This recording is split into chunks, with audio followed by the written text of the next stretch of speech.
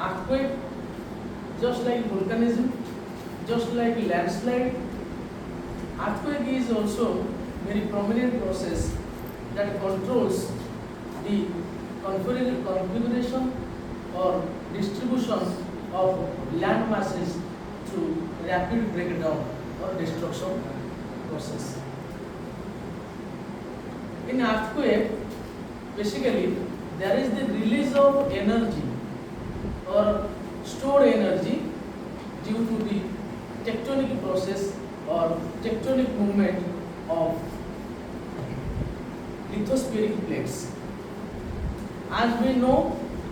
our crust has been divided into number of crustal plates or lithospheric plates,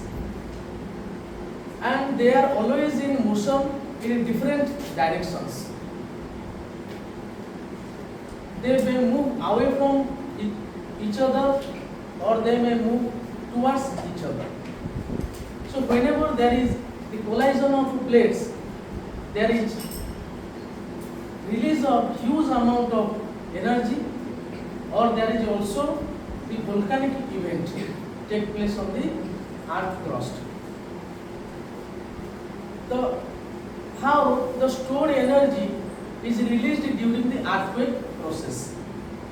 That is the main thing that explains how the earthquake process occurs. We know about the faults. Fault means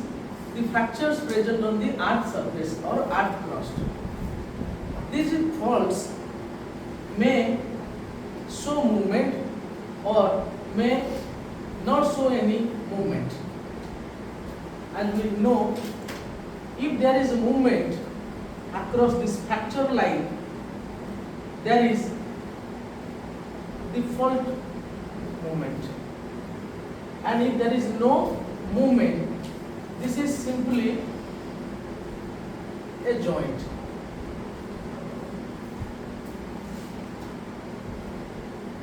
बुझिए लगी जदि movement हुए fracture रो दुई side रे बा दुई जो block रही छी जदि मूवमेंट हैला that will come in the category of fault and if there is no movement it is just fracture और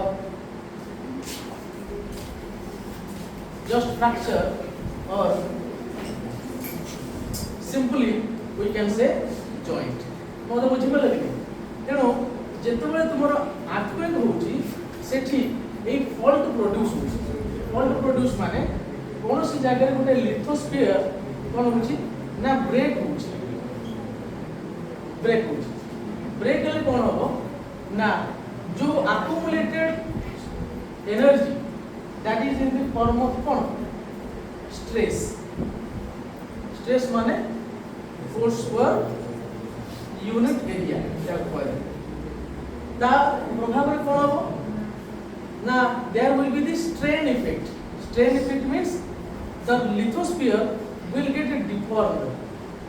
that may get crumpled, that may get stressed, or any kind of there is deformation effect under the stress effect. That is called what? Strain. So this accumulated stress when releases, that is the release of huge amount of stored energy, and that causes deformation or the breakage of in the crustal rock. So where the breakage start or the point, that is called hypocenter or focus. Simply we can say focus. And the point just above that point is called epicenter. Just above the focal point or hypocenter, that is called epicenter. So this accumulated stress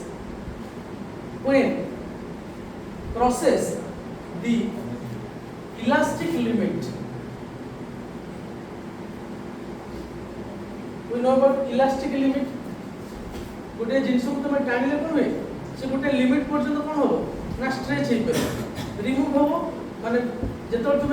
छाडी दबो से again कोन करियो ना पळी आछो तार मूल अवस्था किंतु जेते एक्सेस तुम स्ट्रेच कर दबो गोटे पॉइंट आसीबो से आ पूर्व अवस्था को आसीबो ना ता माने कोन जो सेठी छेड़ी जीवो बा ब्रेक हे जीवो तो सेही कंडीशन टा हुए जेतोले अत्यधिक एनर्जी स्टोर्ड एनर्जी टा मैक्सिमम पीक पॉइंट रे पहुंचे सेटा कोन ना ब्रेक हे जाय that means the rock get deformed under excess accumulation of stress and that stress is released in the form of energy or that is called the seismic waves जोटा हम already discuss करूथली थरे seismic waves विषय रे कौन थिला सब major waves P S L and another type of wave आर character विषय में ऑलरेडी कोई सारी चीज तो P wave होची प्राइमरी वेव S होची सेकेंडरी वेव P wave टा केमती करे लॉन्गिट्यूडिनल मोशन देखियो लॉन्गिट्यूडिनल मूवमेंट माने एमती S टा वर्टिकल बट हमको बोली ट्रांसवर्स का परपेंडिकुलर डायरेक्शन एटा S रो S टा को वाला मूवमेंट करियो it is just the second effect माने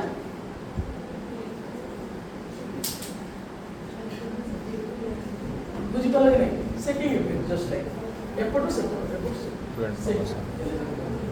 and R का होची को rolling effect रोल बोलिया रोल्स के मूव कर मोले कोई दिन मोले को B S L तो फास्ट जो दिटा को हमें कोन कोइ जाउ जनरली कोन बजे P and S वेव को कोन बजे बॉडी वेव बोली बजे this is called body wave and ये दिटा को बजे सरफेस वेव आदो कोटा को बेसी डिवास्टेटिंग नहीं है body wave surface wave devastating कोटा बेसी है सरफेस वेव हैला सरफेस वेव किंतु डिफरेंट स्टडी पे हम को वेव को यूज करू जदा जे कोनोसी इंटरनल स्ट्रक्चर हैला बा जे कोनोसी डिसकंटिन्यूटी तुमको जानिबार थिबो किबा अधिक डेप्थ रे कोन ऑकर पडुची से जगह रे हम को वेव को यूज करतो जनरली P वेव का बॉडी वेव को यूज करता ध्यान दी S वेव रो लिमिटेशन होची कोन ना लिक्विड मीडियम रे पास कर पारे ना किंतु गोटे होची लिमिटेशन ता किंतु P वेव ता सब प्रकार मीडियम दे पास कर पारे आ बहुत डेप्थ पर्यंत भी जाई पारे सेति में P वेव को बहुत मात्रा रे यूज करा जाय मोर यूजफुल है P वेव हां तो आपको जो हुए ता मेजर रीजन होची कोन ना टेक्टोनिज्म का टेक्टोनिक मूवमेंट बा जे कोनसी जगह रे प्लेट तुमर कोन हला ना कोनसी जगह रे कोलाइड कला बा कोनसी फ्रैक्चर प्रोड्यूस हला ब्रेक हला से जगह रे स्टोर्ड एनर्जी ता कोन रिलीज हो आ सेटा को सेकिंग इफेक्ट प्रोड्यूस करियो कोडी ना क्रॉस्ट जो दि भाई कोन है ना तुम सोई दिबा अवस्था रे हठात जदी अर्थक्वेक हला तुमरो कोन हो ना फोटो सेक हो माने तुम लागियो कोन के बा बिल्डिंग गुडा को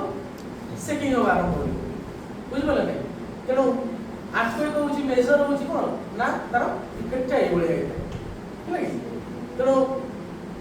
किछि समय पे हुए बेसी समय होबनी तो बहुत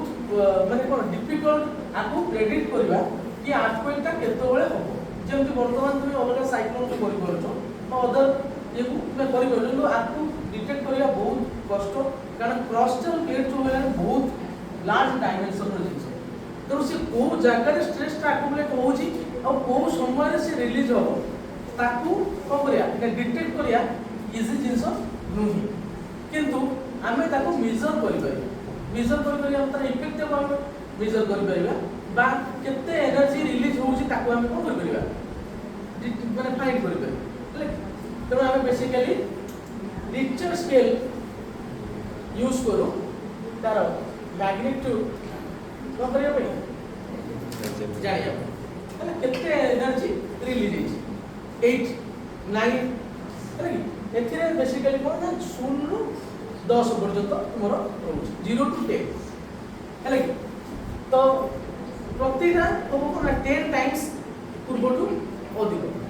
0 रु 1 1 रु 2 2 3 एमती 10 टाइम्स अधिक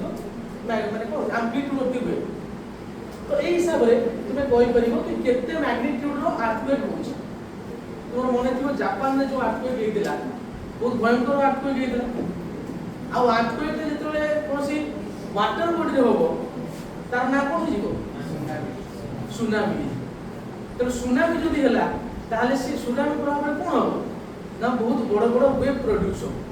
जोटा कि कोस्टल रीजन रे बहुत मात्रा रे क्षति करबो आ लैंड मास को कोन करबो एंट्री गले बड़ बड़ फ्लडिंग कंडीशन प्रोड्यूस करे है कि तो जापान में जो हेतला हमर मोस्ट वल्नरेबल रीजन हम यदि कहबा जो जगह प्लेट का सबडक्ट होछ ट्रेंच ओशन ट्रेंच रीजन जोडा अछि तुमर प्लेट का कोडी होय ना जो जगह सबडक्ट होछ तुमर इंडोनेशिया हला तुमर जावा समुद्र हला है कि ए जो रीजन गुडा होछ जो जगह प्लेट का कोन सबडक्टिव कोडी सेठी जगह मैक्सिमम चांस होछ कोन ना अक्युमुलेटेड स्ट्रेस टा रिलीज होबा माने प्लेट टा फ्रैक्चर होबार बहुत मैक्सिमम चांस है तो सेही जो रीजन गुडा होछ कोन ना वल्नरेबल रीजन बोली हैला तो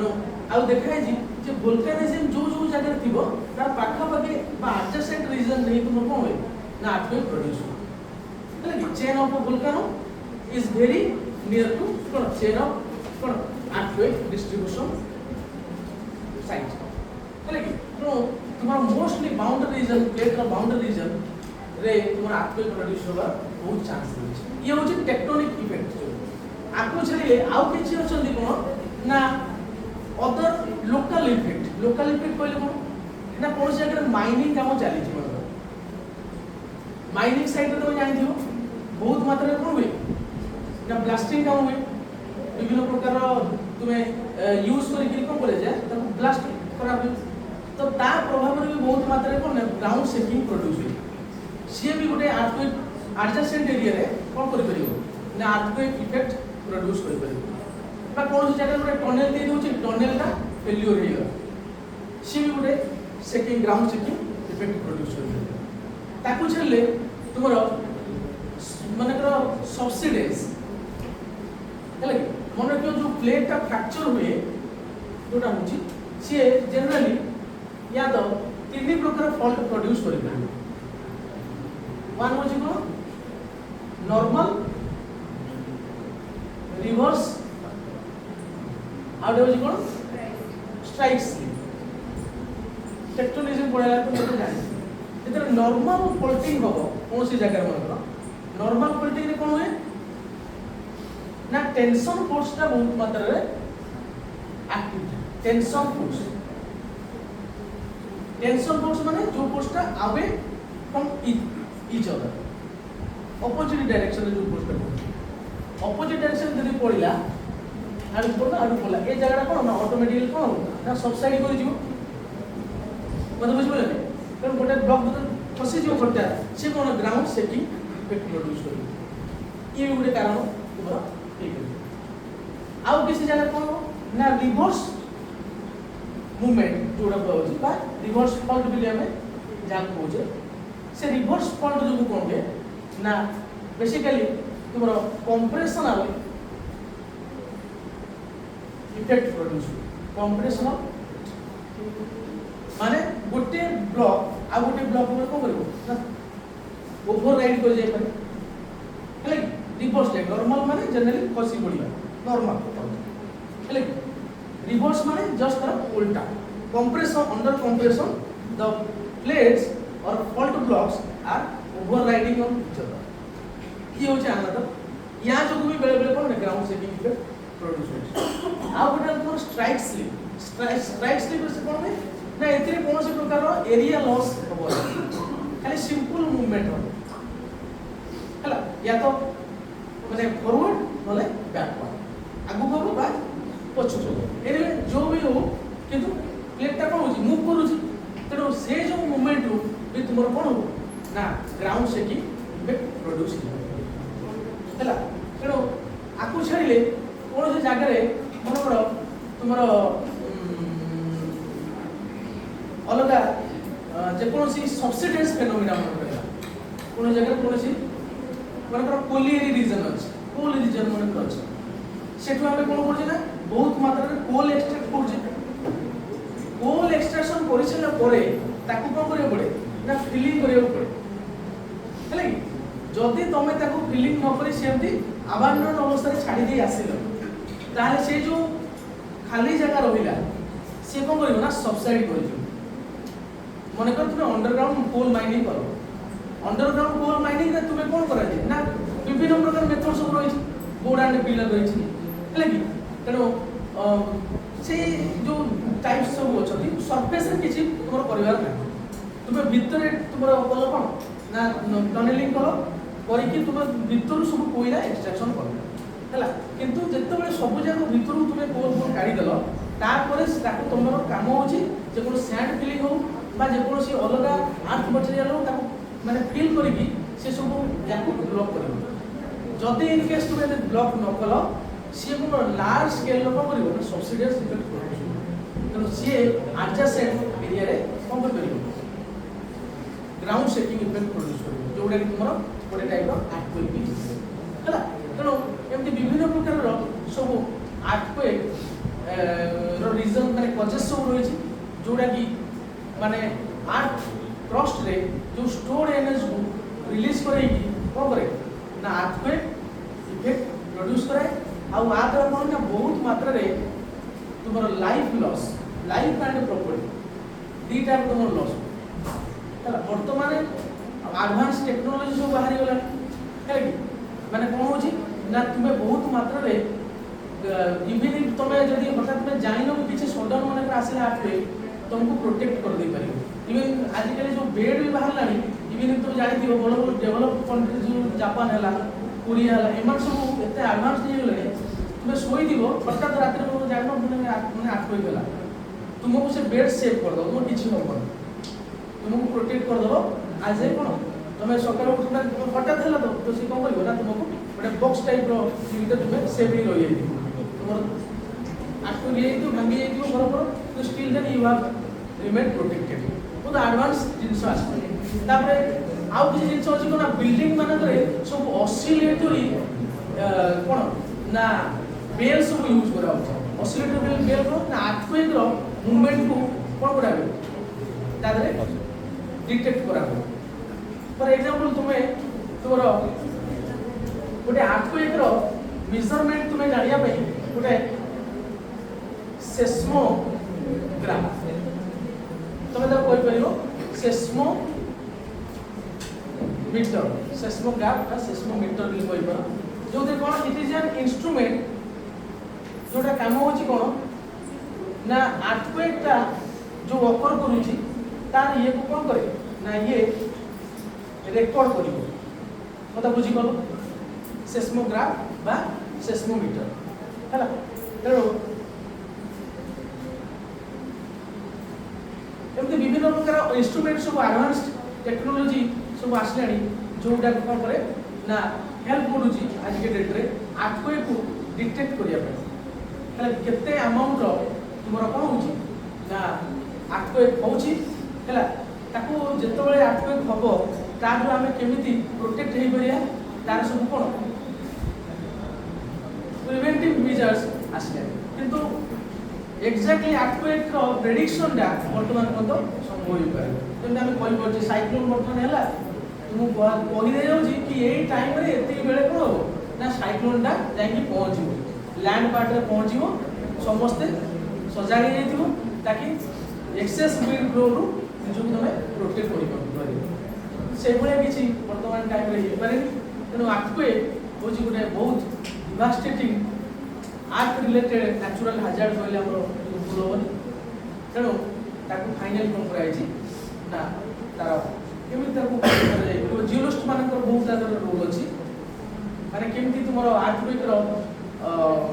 डाटा को कलेक्ट करा हो केमि ताकू मेजर करि परिबो भलो भलो इंस्टीट्यूट जे अछि इंटरनेशनल जियोफिजिकल रिसर्च इंस्टीट्यूट के आला से माने आप रे काम करछो केमि अर्थक्वेक को कोन कराइबो डिटेक्ट करे मत बुझि पालन